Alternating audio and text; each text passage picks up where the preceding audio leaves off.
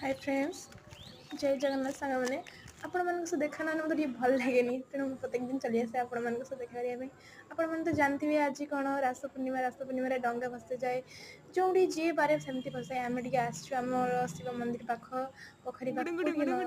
भसवाई देखते मो डंगा केमती मु कागज बनई आम दीदी कि सी भसौले ये तापर ये आम मंदिर परिक्रमा कलु जय हनुमान को प्रणाम कलु शिव शंभु षंड महाराज को प्रणाम कलु एवं पार्क आड़े बुलाया आसचु पार्क टे बुली सारा आम जगन्नाथ मंदिर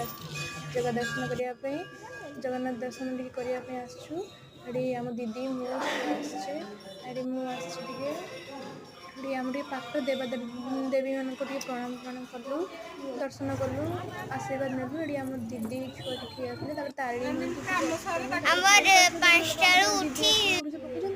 आमर मन है पकई आम पकईदेलु